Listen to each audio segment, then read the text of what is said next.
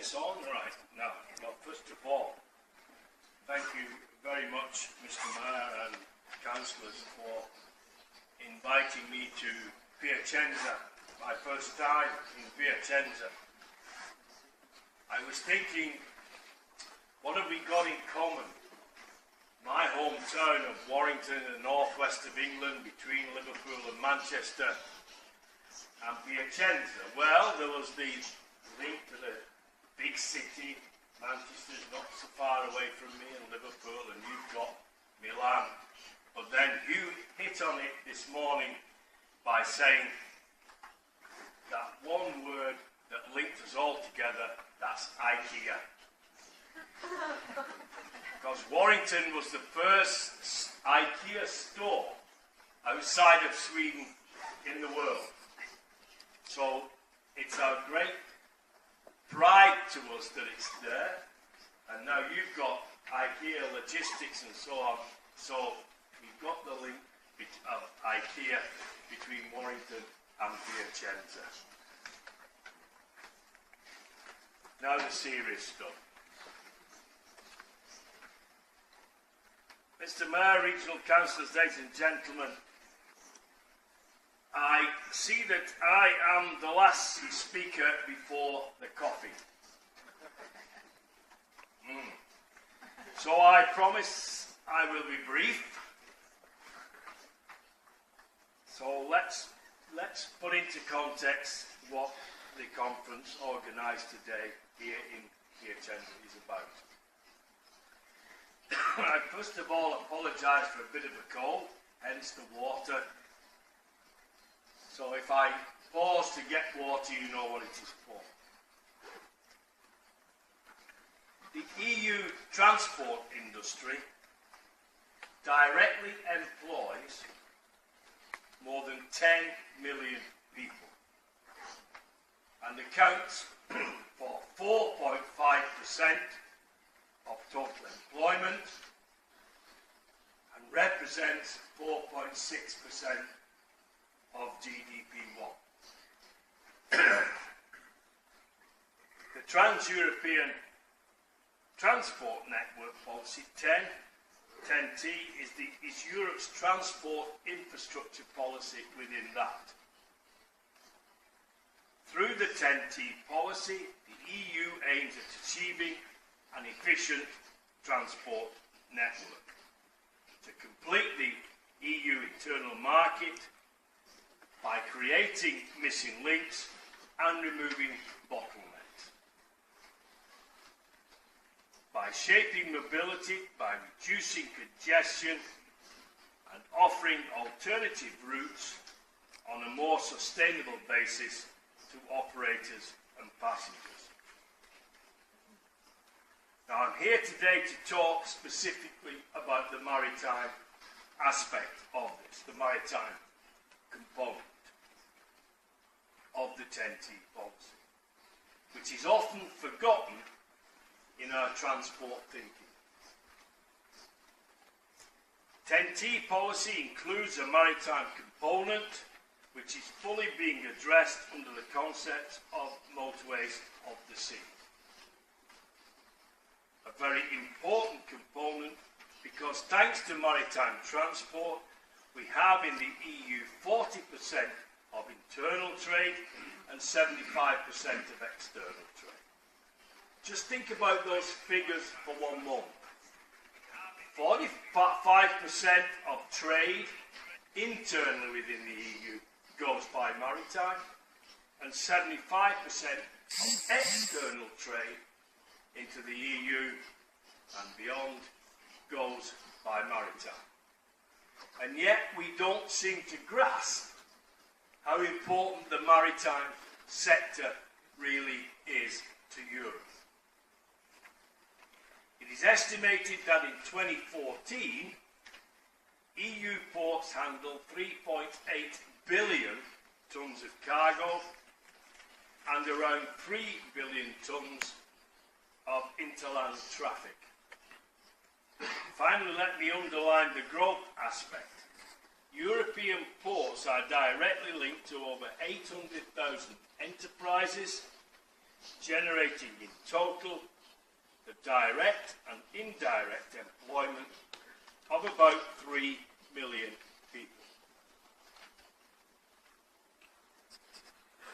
Now, I was entrusted with the role of European Coordinator for the Motorways of the Seas. It's a very long title. I don't like it, but I can't think of anything better. Last year, I presented to the European Parliament my broad work programme, the so-called detailed implementation plan, which I concentrated on 3 priorities. These 3 priorities I've discussed with Member States, and they agree that these should be our priorities. 1 is the environment. 2 is the integration of maritime transport into the logistics chain. And 3 is maritime safety, traffic management, human element, training that we heard about before.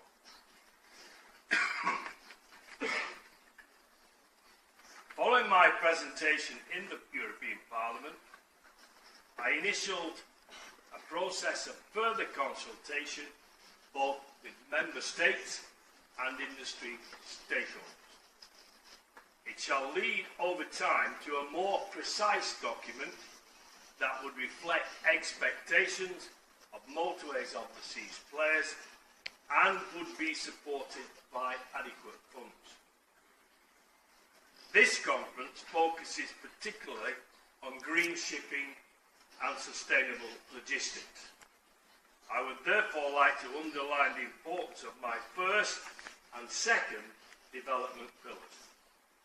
The first is the environment. The idea is that motorways of the seas can help the industry to comply with applicable EU and IMO legislation. And motorways of the sea should favour projects related to the following. Air quality. Here we hope to help the industry to comply with air quality emissions and SECA, that's a sulphur emission control area, and support further developments of LNG and methanol use, as well as to explore other technological options there are, if any. To continue to look into ways of lowering LNG storage and logistic costs. To continue research on fuel efficiency and use of fossil fuel in order to reduce our CO2 footprint.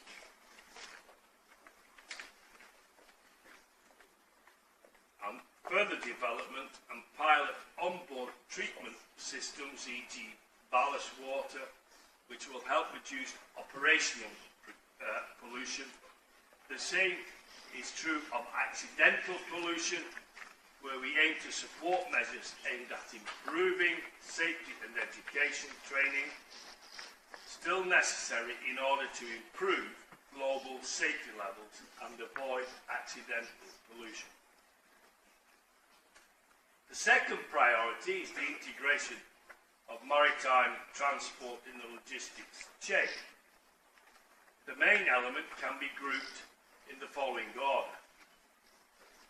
Motorways of the sea should improve links, and by that we need to promote short sea shipping as a key element of the broader motorways of the sea concept, and better integrate with the 9 vertical corridors in the EU, thus contributing to a modal shift.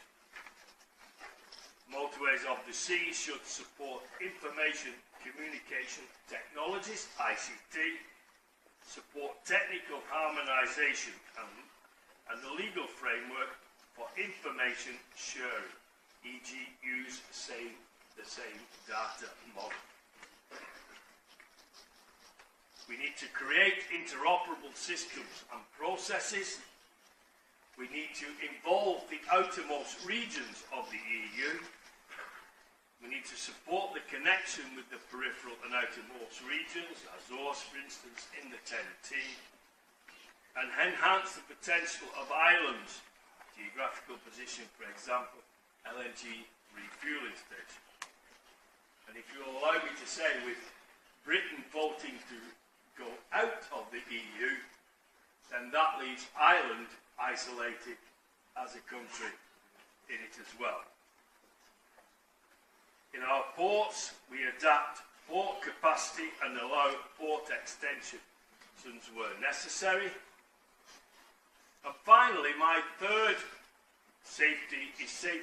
priority is the safety, training, management and human element. Now this is rather self-explanatory. It focuses on safety. On board, at sea, human element, necessary training for the sector and traffic management. A motorway of the sea policy is financed from the Connecting Europe facility. And this aims to improve safety both on board and on shore. But there's still a long way to go, working with the IMO and the EU in this area. But with the huge increase we've seen in, for example, the cruise industry, this is an area which we cannot ignore, both at ship and at shore levels. Now, how do we spend motorways of the sea set money? So far, TEN-T and CEF invested on motorways of the sea policy is altogether €651 million from the EU budget.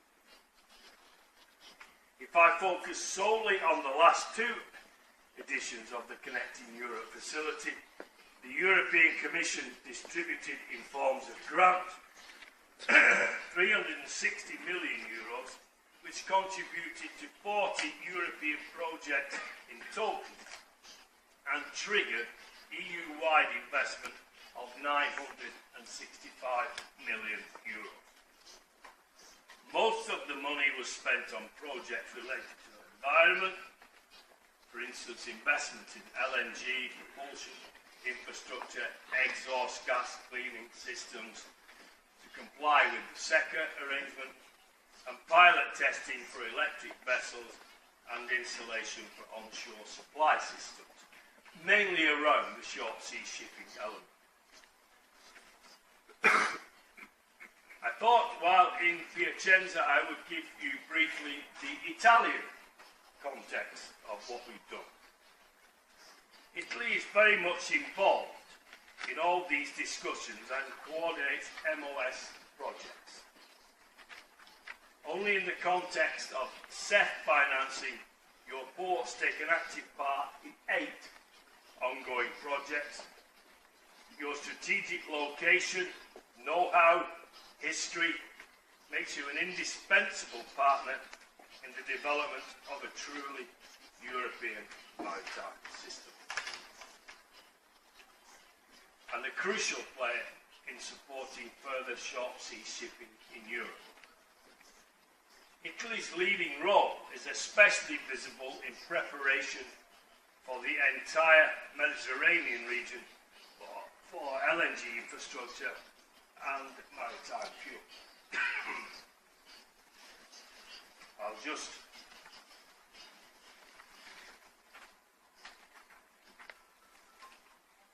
I'll name you some of the Italian projects. Picasso, a study and pilot action to improve safety and security on board and onshore operation. Total budget €4 million. Contribution from the EU 1.9 million. And all these projects are in partnerships with other countries as well. STM validation project, which is a follow-up to Mona Lisa and Mona Lisa 2. The proposal aims to further validate the concept of sea traffic management. It implements new techniques on voyages, on voyage management, flow management, port collaborative decisions, and so on. The total cost was €42 million, and the EU contributed 21. Mid-Atlantic Eco Bonus develops an incentive scheme to support the modal shift at EU level. Project includes a number of studies Total cost 1.5 million, EU contribution 700,000. Adri Up, project that finances ports and logistic infrastructure in ports Trieste, Ancona and Igomista, cost 22 million, EU contribution 8 million. And then we've got the involvement of your ports in some of our projects. Fresh Fruit Corridor, which Venice is involved in. Gain for MoS, which is LNG retrofitting and bunkering stations. And Poseidon Way, facilitate the adoption of regulatory framework for LNG bunkering, which is a total of 53 million, of which the EU is providing 26. So you can see from that Italy is involved. Not only that, I would go a bit further and say Italy is a major partner in the Motorways of the Seas concept, and long may it continue. In conclusion, Motorways of the Seas has to be backed up with significant money in order to help the industry to comply with applicable regulations and encourage the industry to innovate and develop solutions that makes the whole sector greener, cleaner and more effective. I am in close dialogue with industry stakeholders, the European Parliament, with Member States to further fine-tune the most important actions that should be financed from the future MoS budgets. From my perspective, it will be crucial to increase the Motorways of the Sea CEF budget. In the upcoming review of the multi-annual financial framework, and make sure that the importance of the Motorways of the Sea policy is well reflected both in terms of a political priority and the financial envelope allocated to it. CEF grants remain a vital ingredient to link the Motorways of the Seas with the TEN-T network. Our detailed implementation plan will provide a good policy steer to ensure coherence and the selection of valuable projects under call. Don't forget, we're working on those three major priorities: environment, the logistic chain, safety. This document shall be crucial for further development of the EU maritime transport. And at last, and it's been a long, long time granted, but at last we are giving a serious focus in the TEN-T to our maritime strategy. I thank you for your attention, and now coffee.